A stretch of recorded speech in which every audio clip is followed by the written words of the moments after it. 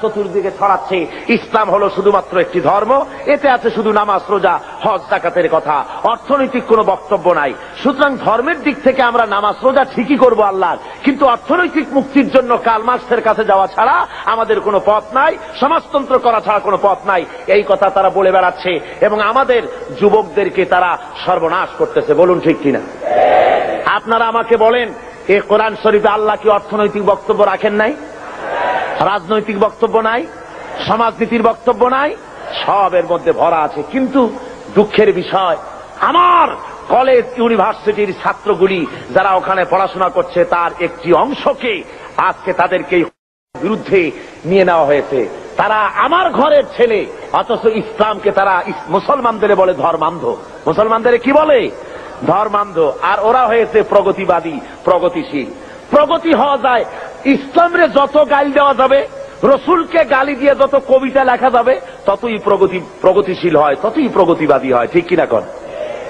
সুতরাং আপনার আমার ছেলেকে যারা ধ্বংস করলো, নষ্ট করলো, ওদের চেনার দরকার আছে না? জোরে বলেন, ওদের চেনার দরকার নাই? কারা আমার ছেলে নষ্ট করলো? আমার ওই ছেলে ইউনিভার্সিটি কলেজে আজকে যারা লেনিন এবং মার্কসের গোলাম হয়েছে, এই ছেলেগুলি তো আমার ছেলে ছিল, আপনার ছেলে ছিল, আমার ভাইয়ের ছেলে ছিল। এই ছেলেগুলিকে কারা নষ্ট করলো? নষ্ট করেছে ইউনিভার্সিটি এবং কলেজের তথাকথিত এক শ্রেণীর প্রফেসরেরা। সব না, এক শ্রেণীর শিক্ষকরা। কোন শ্রেণী? যেই শ্রেণীর শিক্ষকরা মস্কো থেকে ট্রেনিং পেয়েছে, পেন্টাগনের ট্রেনিং পেয়েছে, পিকিং এর ট্রেনিং পেয়েছে, শান্তিনিকেতন থেকে মগজ ধোলাই করে পাঠিয়ে দেওয়া হয়েছে চট্টগ্রাম ইউনিভার্সিটিতে, পাঠানো হয়েছে রাজশাহী ইউনিভার্সিটিতে, পাঠানো হয়েছে ঢাকা ইউনিভার্সিটিতে।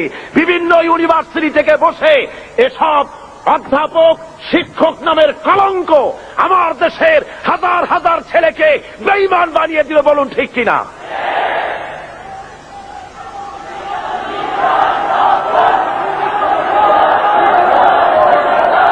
ভাইয়ের আমার, আজকে আমাদেরকে বুঝতে হবে, ওই ইউনিভার্সিটিগুলিতে যদি কোরআনে কারীম পড়ানো হতো, যদি রাসূলের হাদিস পড়ানো হতো, রাসূলের অর্থনীতি যদি পড়ানো হতো, ছেলেগুলি খারাপ হতো না, সব মুহাম্মদ সাল্লাল্লাহু আলাইহি ওয়াসাল্লামের অনুসারী হয়ে যেত। ঠিক কিনা বলেন? আল্লাহ রাব্বুল আলামিন কোরআনে কারীমের মধ্যে অর্থনীতি দিয়ে ভরপুর করে দিয়েছেন। সমস্ত কথা বলেছেন, শ্রমিকের ব্যাপারে কথা বলেছেন, কৃষকদের ব্যাপারে কথা বলেছেন। পুঁজিবাদকে ইসলাম আশ্রয় দেয়নি, বরং অর্থনৈতিক একটি সামাজিক সুবিচার, একটি সুষম বন্টন নীতির কথা আল্লাহ রাব্বুল আলামিন বলেছেন। এই পৃথিবীর সমস্ত সম্পদের আসল মালিক কে? জোরে বলুন কে? লিল্লাহি মা ফিস সামাওয়াতি ওয়া মা ফিল আরদ। পড়েন সবাই আমার সাথে, লিল্লাহি মা ফিস সামাওয়াতি ওয়া মা ফিল আরদ।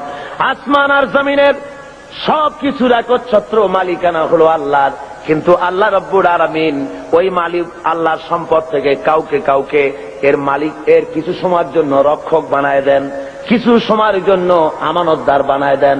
যার কাছে যতটুকু জমি আছে, টাকা আছে, সম্পদ আছে, এগুলি তার কাছে আমানত মাত্র। আল্লাহ কোরআনে কারীমের মধ্যে বলেন, ওয়ানফিকু মিম্মা জাআলাকুম মুস্তাখলাফিনা ফি। আল্লাহ যে সব ধন সম্পদ তোমাদেরকে দান করেছেন, এর প্রতিনিধি বানায়ছেন, তোমরা তার থেকে আল্লাহর রাস্তায় খরচ করো।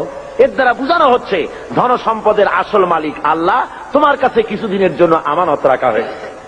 আর ওই ধনীদেরকে বলা হয়েছে, ওয়াল্লাযীনা ফি আমওয়ালিহিম হাক্কুম মা'লুমুল লিস-সাইলি ওয়াল মাহরুম। ধনীদের সম্পদের মধ্যে গরিবদের অধিকার আছে। আল্লাহ রাব্বুল আলামিন বলছেন ধনীদেরকে যে গরিবরা তোমার করুণার পাত্র নয়, বরং তোমাদের সম্পদে আছে তাদের অধিকার, সে অধিকার তোমরা আদায় করে দাও। এবারে আল্লাহ রাব্বুল আলামিন এভাবে করে কোরআনের মধ্যে বারবার এই কথা বলেছেন, ওয়ানফিকু মিম্মা রাযাকনাকুম, আমি তোমাদেরকে যে রিজিক দান করেছি তার থেকে তোমরা খরচ করো গরিব জনসাধারণের জন্য। প্রশ্ন উঠলো, হে রাসূল কি খরচ করব? আল্লাহ জবাবটা শিখাই দিলেন, ওয়ায়াসআলুনাকা মাযা ইউনফিকুনা কুলিল আফওয়া। আল্লাহ রাব্বুল আলামিন বলেন, নবী হে, আপনাকে প্রশ্ন করা হয় কি খরচ করব, আপনি বলে দেন প্রয়োজনের অতিরিক্ত জিনিস আল্লাহর রাস্তায় খরচ করে দাও, যেটা তোমার কাজে লাগছে না, তোমার ব্যক্তিগত এবং তোমার পরিবারের জন্য রেখে বাকি জিনিসটা তুমি আল্লাহর রাস্তায় মানুষের জন্য, গরিবদের জন্য খরচ করে দাও। তিরমিজি শরীফের হাদিসের মধ্যে এসেছে, আল্লাহ রাসূল বলেছেন, মানুষের প্রত্যেকটি আদম সন্তানের খাওয়া পড়া, শিক্ষা, চিকিৎসা, বাসস্থান, এই জিনিসগুলির গ্যারান্টি আল্লাহ রাব্বুল আলামিন দিয়ে থাকেন, ইসলামী সরকার দিয়ে থাকে। ইসলাম অর্থনৈতিক নিরাপত্তার জন্য যেসব ব্যবস্থা গ্রহণ করেছে, তার সবচেয়ে বড় কথা হলো সমাজের কর্মক্ষম ব্যক্তি যারা কাজ করতে পারে না, তাদের রুজির জন্য তারা পরিশ্রম করবে, যারা কাজ করতে পারে তারা পরিশ্রম করবে। এটা হলো ইসলামের কথা। কোরআনে কারীমের মধ্যে সূরা জুমায় একথা বলা হয়েছে, فَإِذَا قُضِيَتِ الصَّلَاةُ فَانتَشِرُوا فِي الْأَرْضِ وَابْتَغُوا مِنْ فَضْلِ اللَّهِ وَاذْكُرُوا اللَّهَ كَثِيرًا لَعَلَّكُمْ تُفْلِحُونَ। আল্লাহ রাব্বুল আলামিন বলেন, নামাজ পড়া যখন হয়ে গেল, ফাইযা কুদিয়াতিস সালাত ফান্তাশিরু ফিল আরদ, নামাজ পড়া যখন হয়ে গেছে, এখন আর ঘুমায় থেকো না, বেরিয়ে যাও, কলে কারখানায়, খেতে খামারে, অফিসে আদালতে কাজ করো। জোরে বলেন সুবহানাল্লাহ।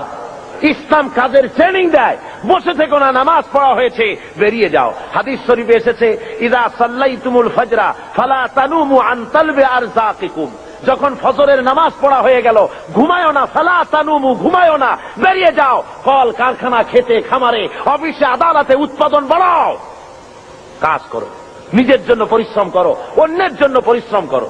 হুজুর বলেছেন, সেই ব্যক্তির মতো হতভাগ্য আর কেউ নাই যে নিজের জন্য পরিশ্রম করে না, অন্যের জন্য পরিশ্রম করে না, তার মতো হতভাগ্য আর কেউ হতে পারে না।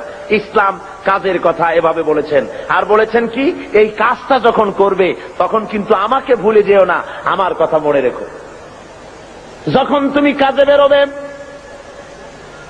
আমার ফাইযা কুদিয়াতিস সালাত ফান্তাশিরু ফিল আরদ ওয়াবতাগু মিন ফাদলিল্লাহ ওয়াযকুরুল্লাহা কাসীরান লাআল্লাকুম তুফলিহুন, যখন তোমরা রুজি তালাশের জন্য বেরোবে, তখন আমার জিকির বেশি বেশি করে করবে। কার জিকির? আল্লাহর জিকির। তার মানে এটা নয় যে অফিসে বসে আল্লাহু আল্লাহ করবেন, তারপরে জমিনে গিয়ে আল্লাহু আল্লাহ করবেন মুখে মুখে শুধু, তা না। জিকির মানে স্মরণ। জিকির মানে কি? এর মানে হলো, আপনি যখন অফিসে বসবেন, আল্লাহ বলেন এটা তোমার রুজি কামাইয়ের জায়গা, অফিসে বসে যতক্ষণ থাকবে তখন আমাকে স্মরণ করবে। আমি যদি তোমার স্মরণে থাকি, তাহলে বাম হাতের ইনকাম করা সম্ভব হবে না। কথা বোঝেন? বাম হাতের ইনকাম এটা আছে নাকি? চিটাগঙ্গে নাই বোধহয়, আছে। ঘুষের টাকা, অবশ্য বাংলাদেশে ঘুষ নাই। বাংলাদেশে ঘুষের প্রচলন আছে নাকি? না না, বাংলাদেশে ঘুষ গেছে বকশিস হইয়া। কয় যে আমার বকশিস দিতে। হযরতে ওমরে ফারুক রাদিয়াল্লাহু তাআলা আনহুর জামানায় যাকাত কালেক্টররা যাকাতের টাকা নিয়ে আসছে, এসে বলছে, হে আমিরুল মুমিনিন, এই নিন, এই টোপলাটা হলো যাকাতের। আচ্ছা, ওইটা কি? ওই যে ছোট টোপলাটা? কয় ওটা হলো আমার হাদিয়া, লোকেরা আমাকে দিয়েছে। হযরত ওমর বলছেন, ওটাও জমা দাও। কয় এটা তো আমাদের লোকেরা হাদিয়া দিয়েছে। কয় দাও না, জমা দাও। এরপরে আমি তোমার চাকরি বাদ দিয়ে দিলাম, এখন যাও, দেখি তোমার কেটে হাদিয়া দেয়। তার মানে ওইটা দিয়েছে তোমার চাকরির জন্য।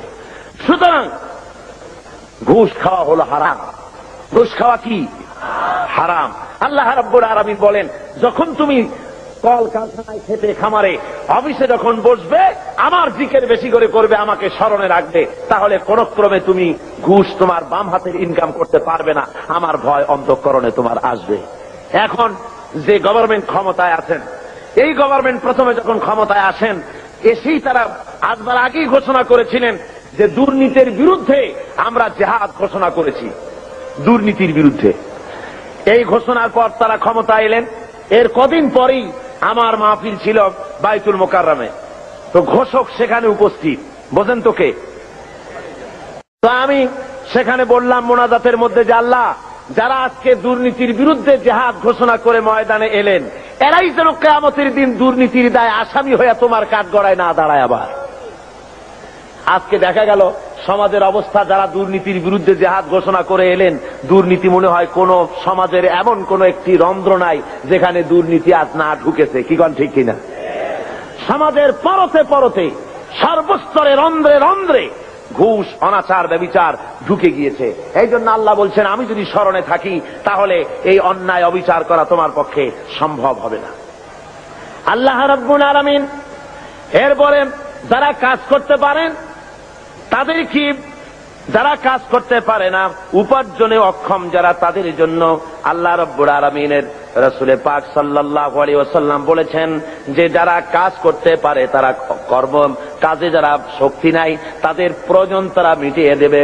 ওয়ায়াকফুলু গানিয়ুহুম ফাকিরাহুম, তাদের সমাজের ধনীরা তারা গরিবদের খাবারের বন্দোবস্ত করবে, তাদের অভাব অভিযোগ প্রয়োজনকে মিটিয়ে দেবে। আল্লাহ রাব্বুল আলামিনের নবী বলেন, সেই ব্যক্তি মুমিন নয়, সেই ব্যক্তি মুমিন নয়। তিনবার বললেন। সাহাবায়ে কেরাম জিজ্ঞেস করলেন, ইয়া রাসূলুল্লাহ, কোন ব্যক্তি মুমিন নয়? হুজুর বলেন, যে ব্যক্তি পেট পুরে আহার করার পর ঘুমায় গেল, এই কথা জানার পরে যে তার প্রতিবেশী না খেয়ে আছে, এই কথা জানার পরে যে ঘুমায় গেল। আল্লাহ নবী বলেন, সে যত নামাজি আর যাই কিছু হোক না কেন, আল্লাহর কাছে সে মুমিন বলে চিহ্নিত হতে পারবে না। এর চাইতে উন্নত মানের কথা এই পৃথিবীতে আর কেউ বলতে পেরেছে? বলুন, কি বলেন? আর কেউ বলতে পেরেছে? আর কেউ বলতে পারেনি। রাসূল পাক সাল্লাল্লাহু আলাইহি ওয়াসাল্লাম বলেছেন, আইয়ু রাজুলিন মাতা জিয়ান বাইনা আগনিয়া ফাকাদ বারিয়াত মিনহুম জিম্মাতুল্লাহি ওয়া রাসূলি। আল্লাহর নবী বলেন, কোন ধনাঢ্য এলাকার ভিতরে কোন গরিব মানুষ যদি মারা যায়, কোন মানুষ যদি না খেয়ে মারা যায় কোন ধনাঢ্য এলাকার ভিতরে, তাহলে ওই এলাকার ধনী ব্যক্তিদের সঙ্গে আল্লাহর সাথে এবং তার রাসূলের সাথে কোনো সম্পর্ক থাকবে না, সমস্ত সম্পর্ক বিচ্ছিন্ন হয়ে যাবে। জোরে বলেন নাউযুবিল্লাহ। কোন ধনীদের এলাকায় যদি গরিব না খাইয়া মরে যায়, তাহলে ওই এলাকার ধনীদের সাথে আল্লাহর কোনো সম্পর্ক বাকি থাকবে না। রাসূল পাক সাল্লাল্লাহু আলাইহি ওয়াসাল্লাম একথা স্পষ্ট করে বলেছেন।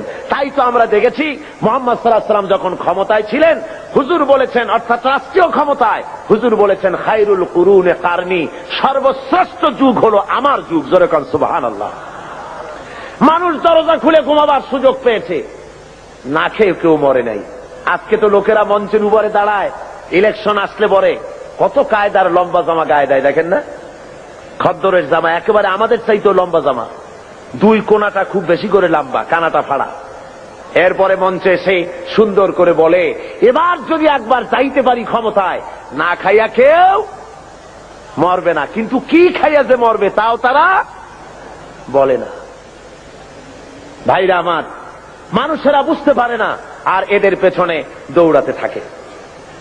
রাসূল পাক সাল্লাল্লাহু আলাইহি ওয়াসাল্লাম ইসলামী বিধানের মাধ্যমে মানুষের খাওয়া পড়ার, শিক্ষা, চিকিৎসা, বাসস্থানের গ্যারান্টি দিয়েছিলেন। রাসূল দুনিয়া থেকে বিদায় হলেন। হযরতে আবু বকর, হযরত ওমর, হযরত উসমান, হযরত আলী রিদওয়ানুল্লাহ তাআলা আলাইহিম আজমাইন দুনিয়ার বুকে শাসন করেছেন, পৃথিবীকে দেখায়েছেন রাষ্ট্র কেমনে চালায়। নিজেরা না খেয়ে জনগণকে খাবারের বন্দোবস্ত করেছেন। হযরত ওমর ফারুক রাদিয়াল্লাহু তাআলা আনহু তো রাতের আধারে ঘুরে ঘুরে বেড়াতেন, কে খেয়েছে, কে না খেয়ে আছে, কার বাড়ি অসুখ, কার বাড়ি ভালো, কি অবস্থা, এগুলি রাসূল পাক সাল্লাল্লাহু আলাইহি ওয়াসাল্লামের সাহাবী হযরত ওমর দেখতেন। মানুষের চাপ আর কিছু না। আমি আর ওদিকে লক্ষ্য করবেন না, এদিকে লক্ষ্য করেন। আমি তো আপনাদের নিয়ে জিহাদের ময়দানে যাব। কোথায় যাব? তো এই রকমের একটা আওয়াজ শুনে, যদি মানুষের চিল্লানি আওয়াজ শুনে যদি ওদিক ফিরে তাকান, তাহলে আপনাদের নিয়ে জিহাদের ময়দানে যাওয়া যাবে? কি বলেন? সাহসী হতে হবে, দুর্জয় সাহসী হতে হবে। এখানে আর কিচ্ছু নাই, মানুষের বসা ছাড়া আর কোনো কিছু হওয়া সম্ভব নয়, যেহেতু এটা কোরআনের মাহফিল। কিসের মাহফিল? জোরে বলেন, কিসের মাহফিল? সুতরাং লোকেরা বসতে জায়গা পাচ্ছে না বলে প্রচন্ড ভিড়ে মানুষের অসুবিধা হচ্ছে, আর কিছুই না।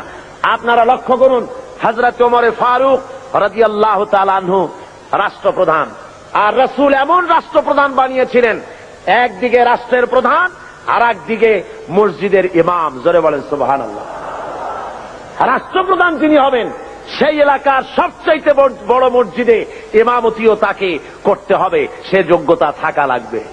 আমাদের দেশে রাষ্ট্রপ্রধান যত আসছেন, যদি শোনা যায় যে উনি আজকে বাইতুল মোকাররমে ইমামতি করবেন, মুসল্লি পাওয়া যাবে একটাও? কি বলেন, পাওয়া যাবে নাকি? হসপিটালের রোগীরা যদি শোনে যে ডাক্তার নাই, ইঞ্জিনিয়াররা আসছে চিকিৎসা করার জন্য, রুগী থাকবে একটাও?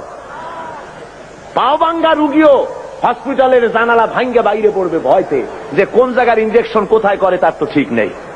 সুতরাং লোকেরা বলবে, আল্লাহ এমন প্রেসিডেন্টের পিছনে নামাজ পড়া থেকে আমাকে রক্ষা করো, আমাদের